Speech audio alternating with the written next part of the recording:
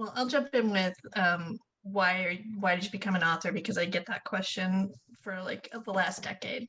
And I'd like to say it was something really noble and romantic, but it was mostly a complete addiction to storytelling.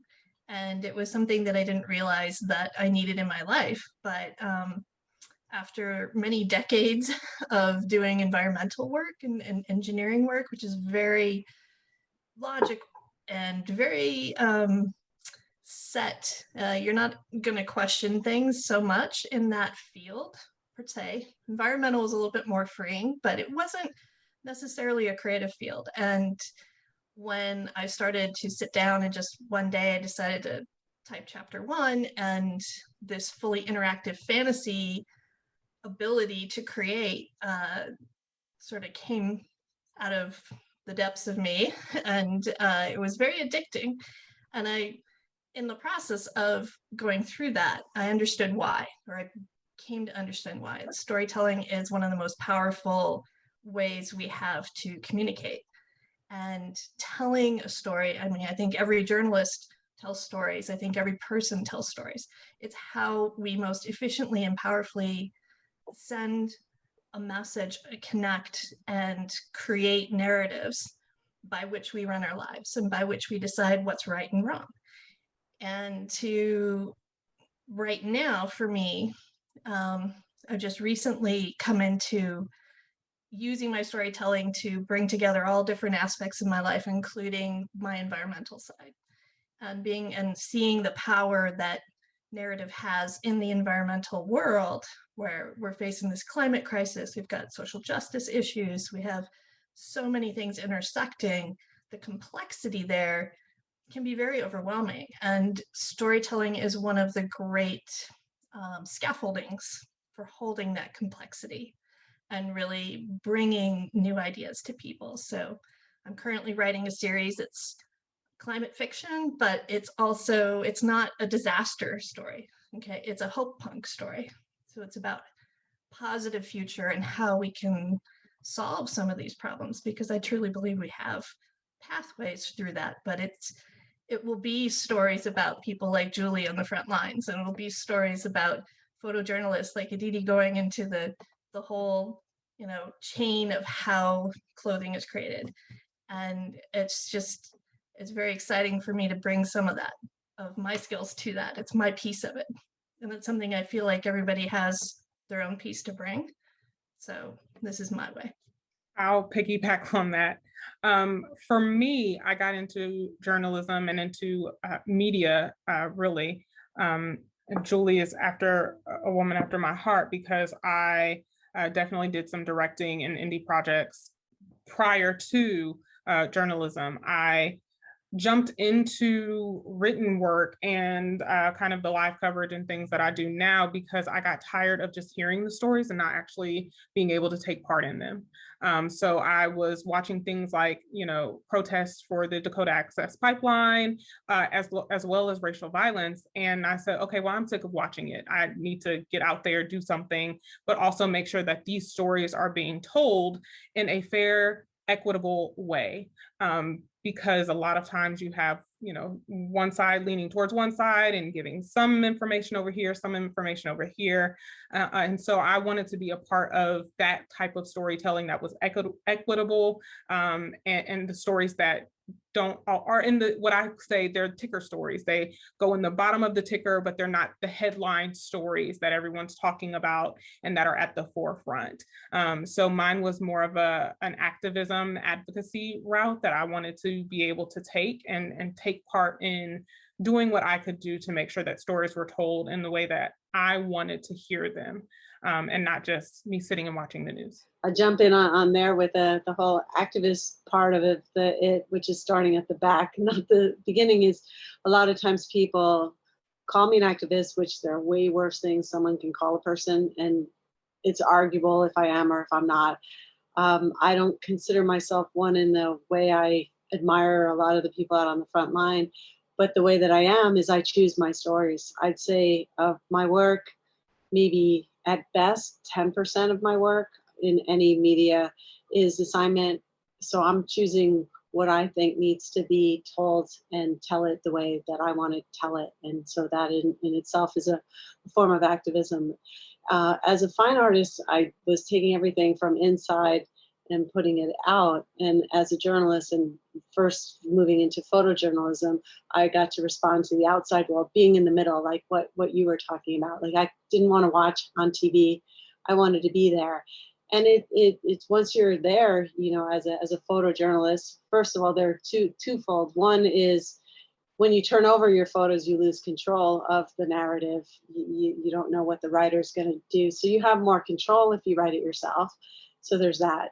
And then on the other side, being a photojournalist full time, there are some left, and there are some real jobs at some real corporate mainstream places, but it's like a dying breed. It's like there's so few that actually do that. So it was kind of, as a creative, being a painter, sculptor, I did all of the above. You make money any way you can, kind of scrappy to keep it going. So as a photojournalist, you learn to write, you learn to shoot.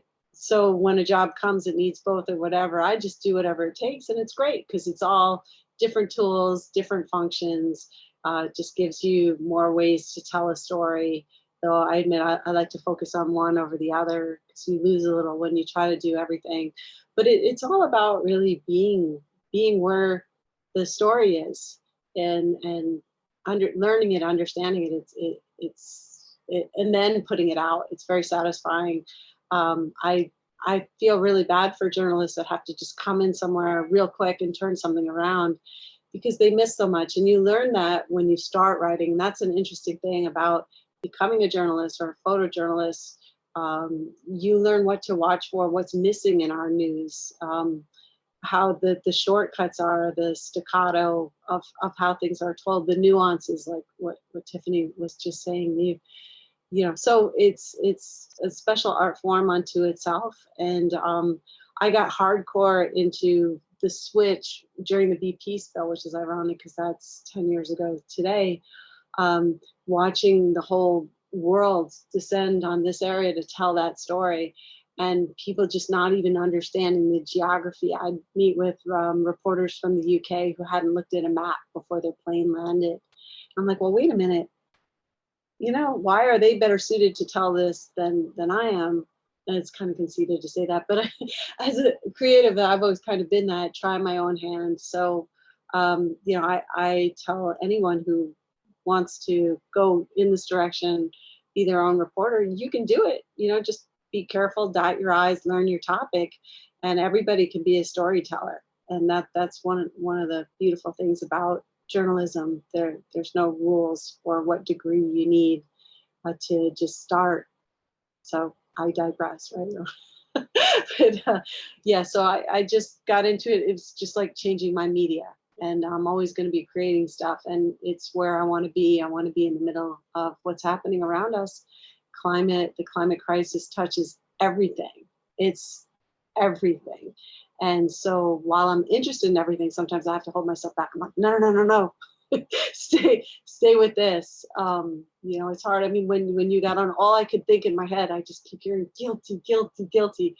I mean, who wasn't paying attention? Yeah, similar to you, Julie. I definitely entered the journalism space as someone who had a genuine love for visual storytelling. And so during my undergraduate time, I double degreed in international studies and literary journalism. So literary journalism is more so the New Yorker, the Atlantic, kind of the ideas of making facts dance. And so I think with that academic backing, I was definitely interested on the micro and the macro. How do we get these complex issues and kind of find the narratives that not just match that? I think that's a bit too simplistic in looking at what the narrative we need to continue is, but how can you kind of reflect the ongoing crisis and find the narratives that reflect that? And I understood the power of media, especially as a woman of color who grew up, you know, post 9/11 and the effects that unjust coverage or a lack of coverage had on communities. And I think that was a very acute angle that I wanted to address through my work. Around the same time as I started my college career, I got very involved within the sustainable fashion space. So right now is actually Fashion Revolution Week. It is the I want to say 7th anniversary of Rana Plaza, which was a factory in Bangladesh that was producing for some of the world's biggest fast fashion names that collapsed and became the biggest industrial disaster of our time. And so, you know, my focus at that point really became about labor, environment, and identity. These are the themes that continue to inform my work. And I think what I became really interested in is it was one thing to understand that we had a crisis on our hands when it came to sweatshops and unethical production of fashion. But I was more interested in the historical context, the systems and structures of oppression that created these realities. You know, why was it that violence was embedded as part of the fashion business model or business as usual? And so a lot of these guiding questions of what are we missing here became my specific vantage point. So with my work at that point, a lot of my early reporting and what I continue to do today is a lot of the grassroots organizing and labor movements that's happening here in downtown LA. But going beyond the idea of, oh, we have sweatshops in Los Angeles, but understanding how is it that we, you know, have this vulnerable workforce, and how is that maintained through a set of policies? How are people's identities weaponized against them when it comes to a largely undocumented workforce? And so I guess it was always questioning deeper. And it brings up the idea of intersectionality, right? This framework that Kimberly Crenshaw created to see how elements of our identity, whether it's race, gender, socioeconomic status, all of these things inform our lived experience. And that was the lens I was very much interested to bring into my journalistic storytelling. But similar to you, Julie, I very much focused on my lane and my topic, which again became labor, the environment, and identity. And that continues to be the center point of my work today.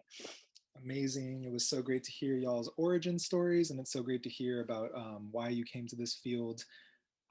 You did kind of touch on this, though. Obviously, this field is a major struggle as well, too. You know, it's a lot of, you know, getting in the face of a lot of just very serious issues.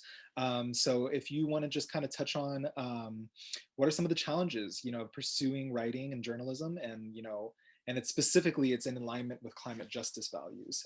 You know, so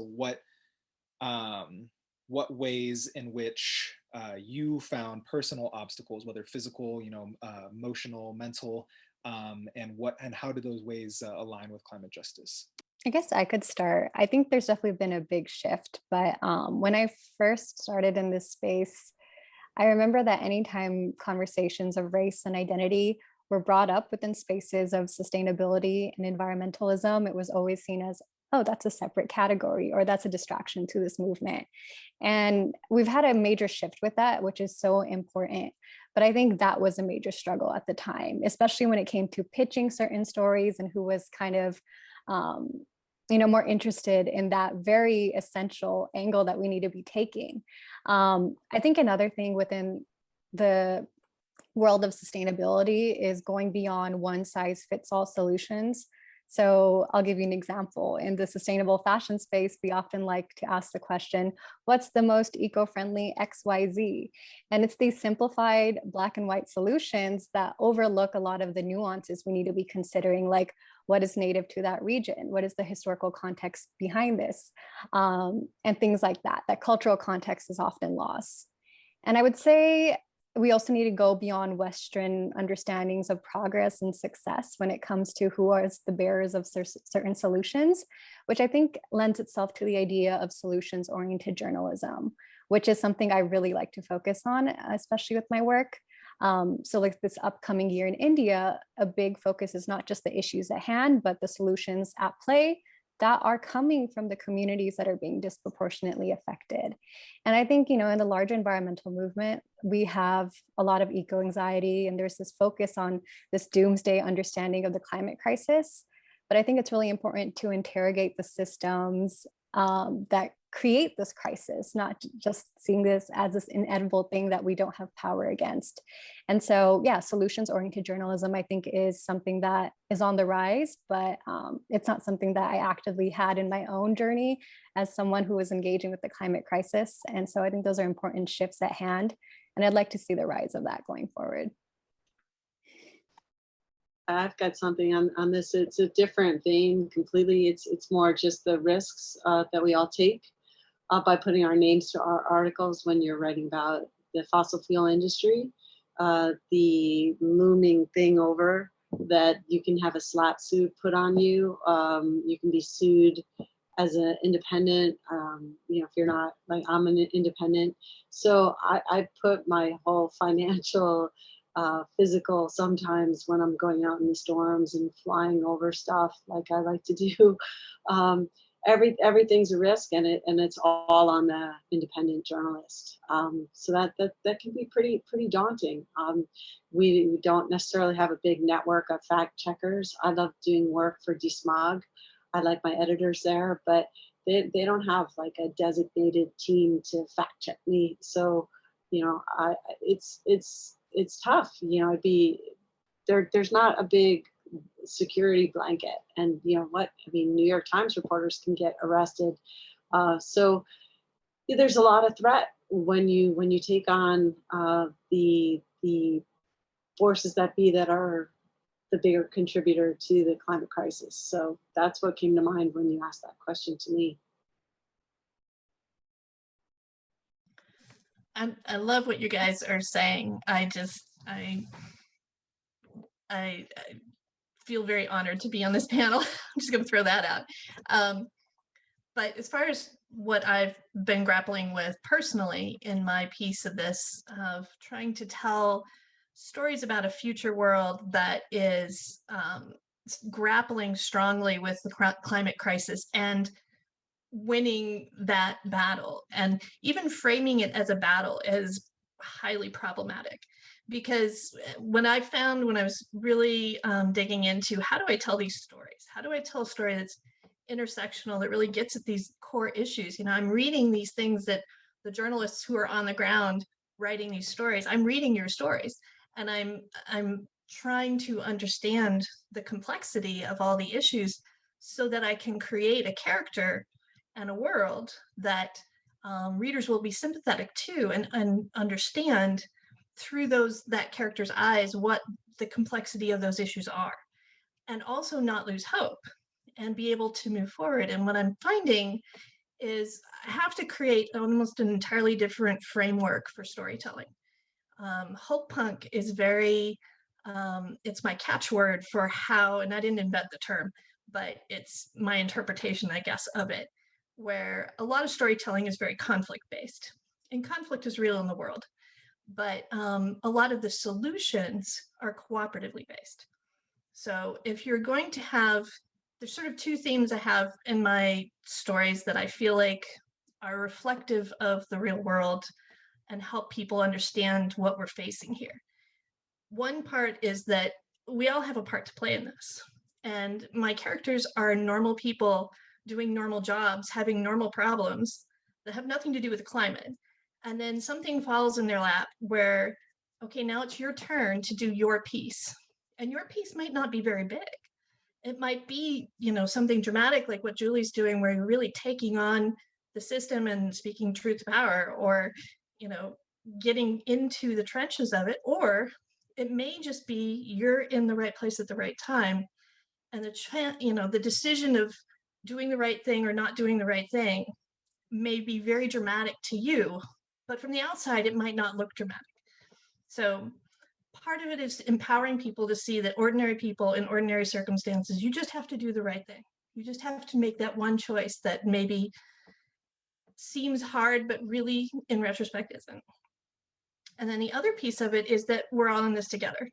It's a cooperative thing. None of us are doing this by ourselves, even if individuals might be spearheading particular projects. The way forward is a cooperative universe. And I try to, in my stories, create that. And I think Aditi spoke to this a little bit about solutions journalism, where not just describing what the problem is and really getting into the intersectionality of everything and the complexity of it. That's like super important. But then what's next? Because people get very deflated with that. And they're like, well, it's impossible, or it feels very bounded, because there are these huge titanic forces. You've got the fossil fuel industry, you've got political systems, you've got power in the family, you've got power dynamics all the way up to, national power dynamics and international power dynamics that force these issues. So how can any one of us do anything? Well, one of us can when we're working with a whole bunch of other ones of us, when we're cooperatively working together. So I like that idea. I had actually not heard that term solution journalisms before, but I love that because that's stuff I like to read. I'm like, okay, here's the problem. What would I do now? Because I get to engage my imagination and project in the future. How would we actually solve that problem? This is what it is, but what are the possibilities? And as a fiction writer, I can do that. I can play with the possibilities.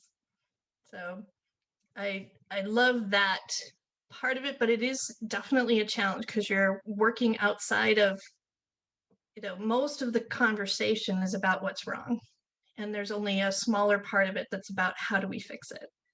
And we really need to move towards that. And I try to do that, but a lot of times I'm like out there, making stuff up, which is my job. So that's okay. But then, you put it out there and you wonder if anybody's going to believe what you've done. And there is sort of this, especially when I use the word hope punk, people are like, oh, that's naive. You can't just be hoping for things. You have to work for it. Well, yes, obviously. But just that's one reason why my stories are actually very, very realistic. They're not fantasy. They're like the most realistic stories I write because you have to ground that and say, no, this is real. These are real people. These are real things that could actually happen. And then all of a sudden it becomes possible. So I'll let Tiffany talk. For me, I am a disruptor and a rebel. And so that always brings about a challenge for me in everything that I do. And my mother used to always say, I used to always get in trouble for my mouth in school because if I don't understand something or I think something is wrong, I can't help myself. I have to speak on it.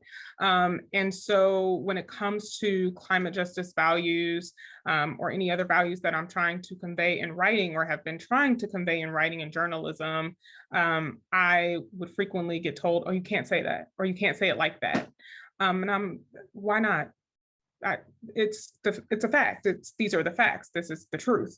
So I think my mother would probably say I've been speaking truth to power from the womb, and I refuse to stop. And so in our newsroom, I always tell my interns, unless you're doing an op-ed, you cannot insert your opinion. However, you can insert the facts.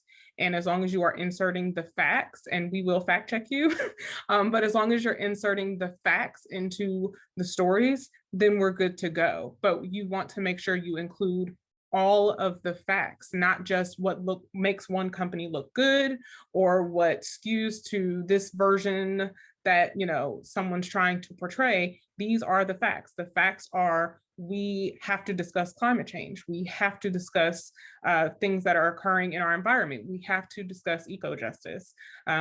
These are not conversations we can just skip over. They're not stories we can skip over. And so I think the challenge for me is always just being the rebel in that and trying to carve out my own path and not follow the path of anyone else. And that's creating your own path is always difficult when no one has necessarily dug the dirt in for you or dug the dirt in enough that you can just walk it. So it's always fun, interesting, but challenging nonetheless. Thank you all so much. I just want to call attention to the chat real quick. Aditi has brought up the Solutions Journalism Network. If you would like to learn more about that. Momo brought up a really great comment about how we're really great at describing out how messed up and everything is, but we're really we don't really focus too much on highlighting like what's good, all the power that we're building in our communities, all the amazing things that folks are doing. And then Susan also just linked the blog series on Hope Punk and the challenges of writing it. So we're going to go ahead and move on to our next question. If you all could share just a really defining moment for you in your work, what is that moment that comes to mind?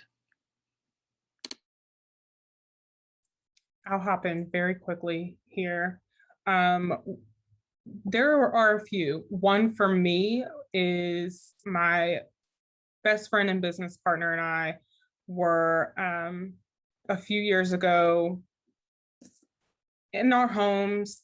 A young Black man was murdered, and unarmed.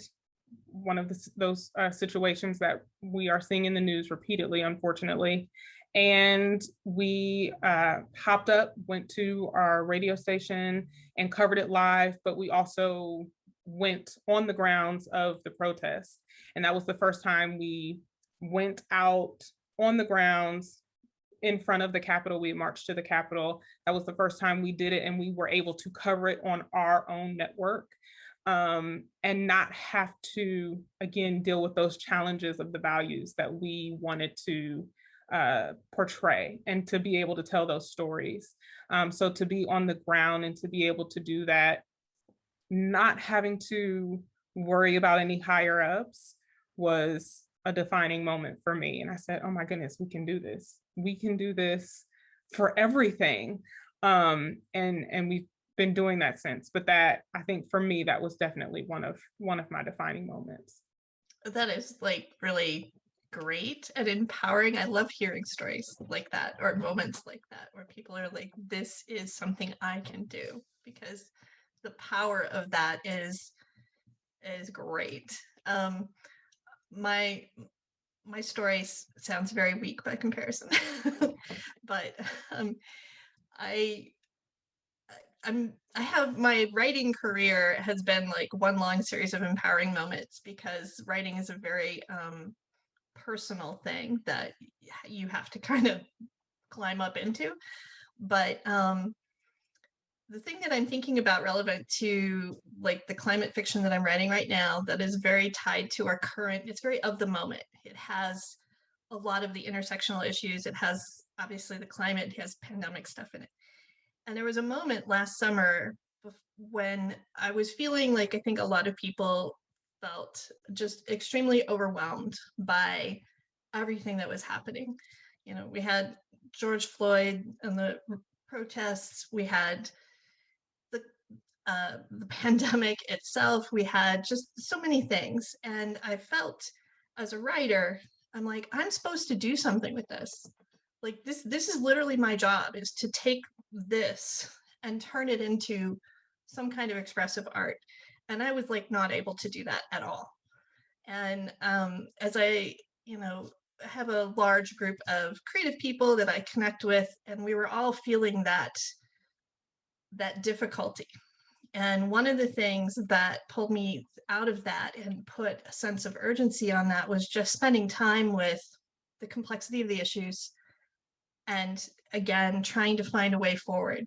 Because when you're in a crisis, it is extremely difficult to imagine. It's almost like that part of your brain gets shut down biochemically, because you have to focus on the right now to survive.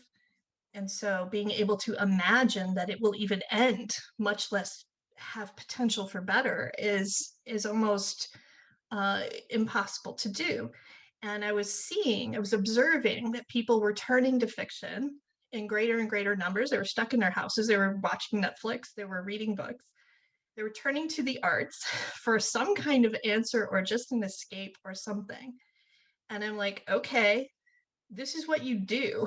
So you need to do it. And even if it's terrifying and hard and overwhelming, and you feel extremely guilty for even voicing those ideas, because you're sitting in your house, you're not, being gunned down in the street, you're not going homeless and losing, your power is not being shut off. Like, the terrible things of the world were not actually happening to me. And so there was this really strange moment where I'm like, and yet I'm still crippled. So how, or feel immobilized. So that, what is going on? And I found, for me as a writer, that was an empowering time for me, because I did it anyway. And because I felt like it had to be done. And it wasn't that I particularly wanted to do it. I just felt like it had to be done. And so I did. And and in the process of creating that, I didn't have any expectations about people actually reading it, which is something for creative people. We have to kind of divorce that sometimes. Like, audience is whatever audience is, and we're just creating because we have to create. And that was very much the case for me in this. But when the book actually came out, the third one just came out recently, and each time one of these came out, it was having that resonance. It was having that connection where people were like, oh, now I can envision the future, even though we're still stuck in this moment, this perpetual present. Maybe there's hope. Maybe there is actually a way to make this happen. And I hope that we each can find that. I think we're coming into a new time where everybody's starting to unlock their brains a little in terms of being able to imagine that things should be different and we can go into the future. And nobody that I talk to wants to go back because what the before times was no good for a whole lot of people. And we're just now figuring out, or it's just now the cracks are widening enough for lots of people to see that. So great, let's mobilize that momentum and change things for the better for the future. So still kind of terrifying, but I think it's a moment where each of us can hopefully find that powerful moment like Tiffany talked about, where like, we can do this right here. I can go and be part of this right now. And hopefully the pandemic and the vaccine will allow more people to actually act on those things. So.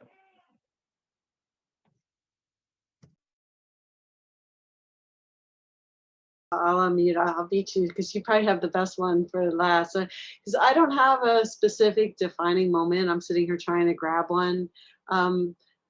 It's kind of like asking Prince what his favorite song is, like what he's listening to. It's kind of like the last one I wrote, and I feel like my defining moment is always like what I'm working on, what the next thing is, or how I'm told I can't do something and manage to do it, or I was like in the back of an Iraqi helicopter flying over the marshland, comparing it to the marsh in Louisiana when the American troops told me I'd be nuts to go up in the helicopter because they don't maintain them, and was taking pictures of it. It doesn't really define me, but it kind of does. It's moments like that I just live for each of them one after the next. And just getting access, getting in during the pandemic.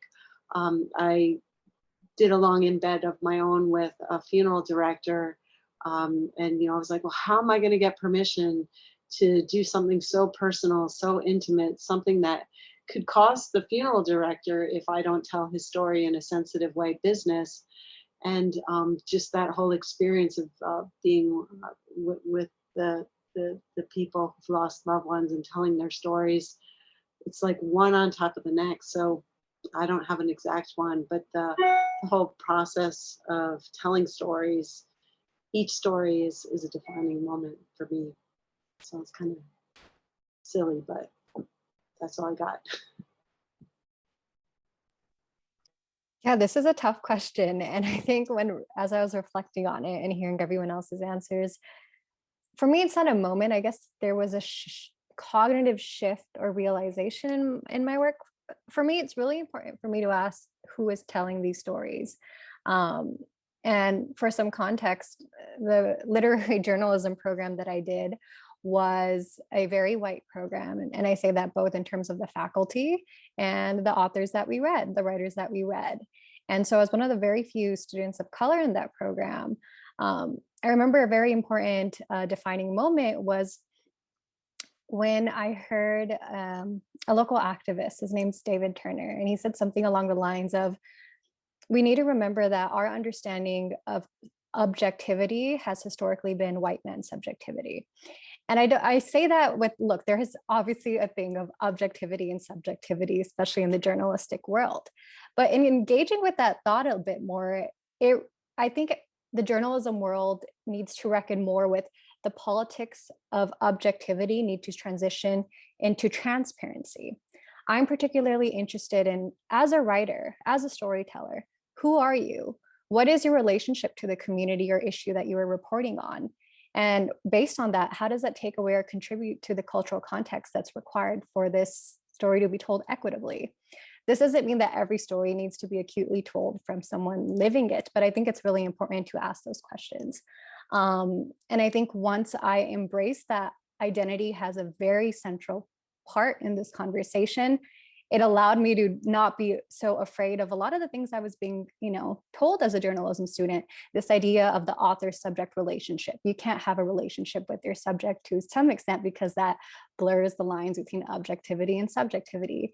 And as someone who is very intentional about relationship building, about not just parachuting into a community, but building long-term relationships with even the word subjects, I think for me personally, it's a bit problematic. I would say the people whose story I want to tell.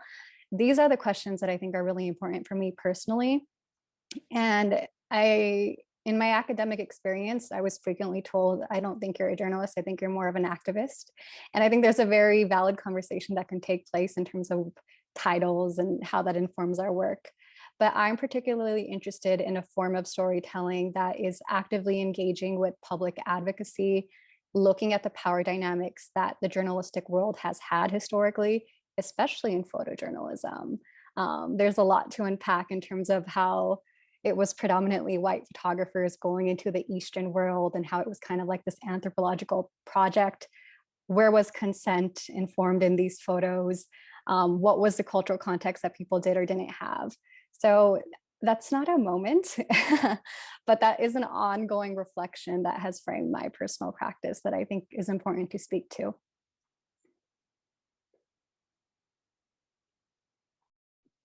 Awesome. Thank you all so much for sharing those amazing stories. I just want to also call to attention that we have 10 minutes left in this session. So I do have one more question, but then I do want to open up space for folks to ask questions to y'all.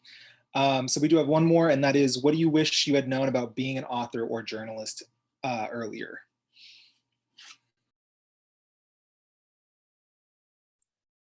Go ahead, Julie. Just that that you only really end up using maybe 5 to 10% of what you've gathered and learned in your final story. I didn't know that when I started. So I used to just bury myself with all of this content, and now I get all that content and I can dive in a little better, but I didn't know that until recently. Plus on that. Amen. You literally spend hours researching and then write 2 pages. So I get it. For me, I think self-care is not selfless. Selfish is something that I constantly have to keep in mind.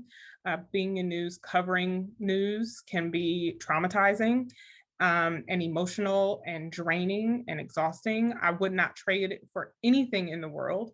But just remembering that no matter what part of this journey you're in, self-care is absolutely essential to make sure that you are, as you are caring for others and caring for the earth, that you're caring for self as well.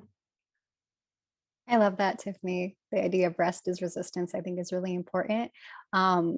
What I wish I had known is the discipline needed for being a freelancer, actively pitching, just always, just following the beat. So yeah, I wish I knew that. It's not a deterrent, but it's definitely a muscle that one has to build when you're constantly in this, freelance or just, yeah, just that whole cycle, I think, requires a lot of discipline. I'm going to say something that I have no idea how this is going to land, but I'm just going to say it anyway. You can do both. And that applies to almost anything that you're currently grappling with. And I think this is true for, I'm going to give the examples of where it was a revelation to me that I could do both. I stopped being a writer and became an engineer because I didn't think I could do both. And in fact, I could have, and I wish I had. I wish I had kept doing at least some of that creative work on the side. Right now, I write under 2 pen names. I wrote romance and I write science fiction. My science fiction currently is activist climate fiction, hope punk, wildness. Awesome. I love it. Spent the last 9 months just fully immersed in it. But I can do that because I also wrote that romance that pays the bills.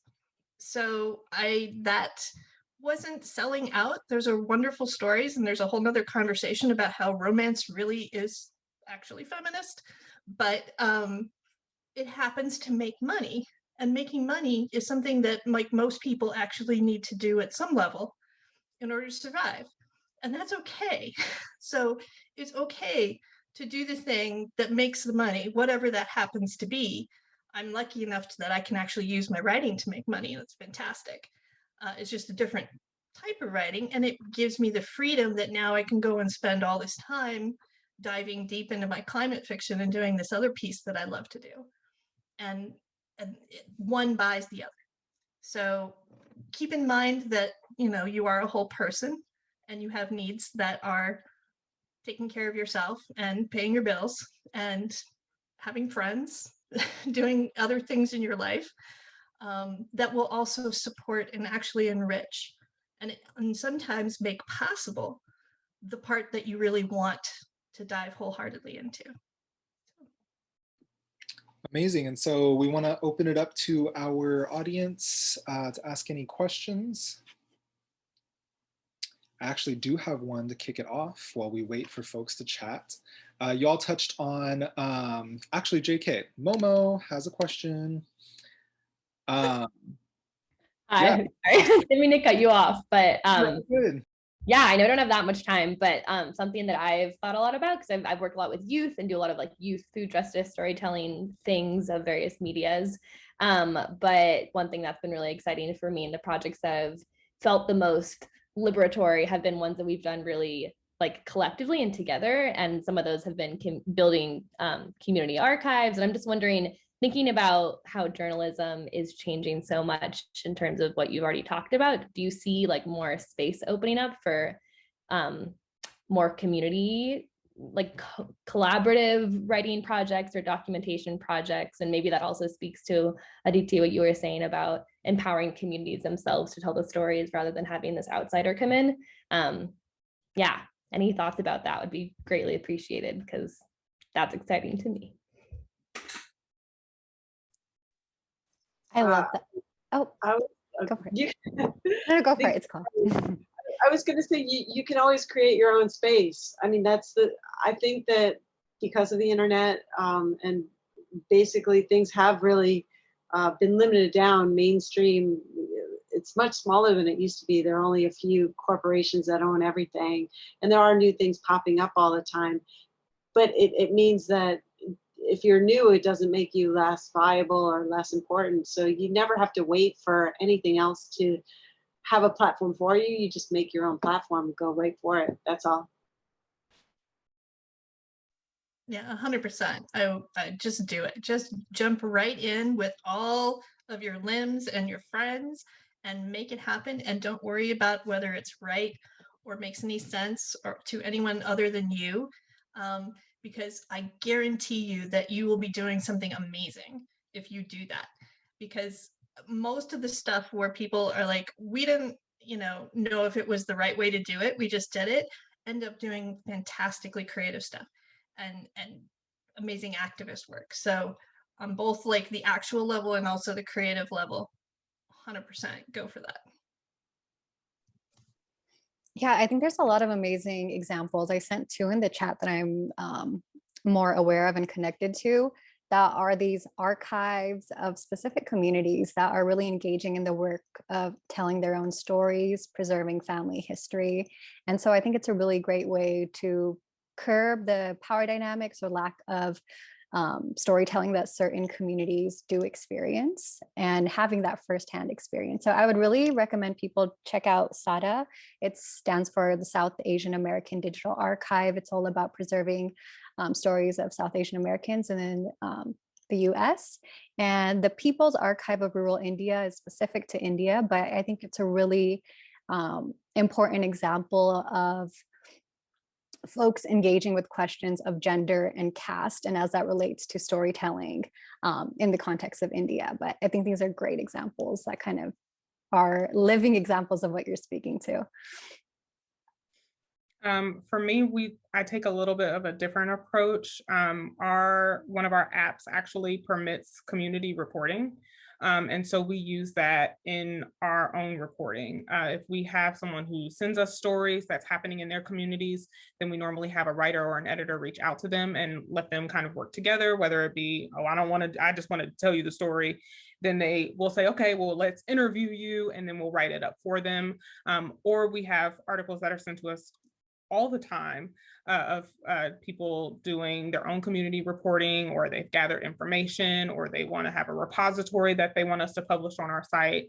So we do permit that on our website and in our app, because that exactly what you said, we wanted to be able to have people from the community telling stories about their own community, and no parachuting, as I believe it was a DT that said that earlier, no parachuting into communities. I think that is one of the worst crimes we can commit.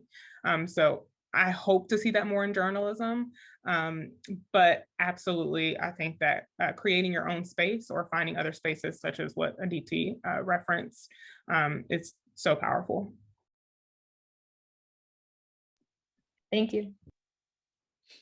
Awesome. Well, look at that, folks. We made this session happen, and we're happening right at the buzzer. I just wanted to open it up right now for our panelists. If you have any links that you would like your audience to be connected to please link them now. Thank you so much for being here, for having this amazing panel. There's a lot of love for y'all in the chat as well, too, to make sure to check that out. And for everyone, our Opportunity Fair is happening right now from now till 8 p.m. CT. And we also have 2 more hours of panels, career panels happening after this. So we hope that y'all stay tuned, and we hope that y'all are having a great convergence. But thank you so much for joining us here today, and we hope you all have a great day.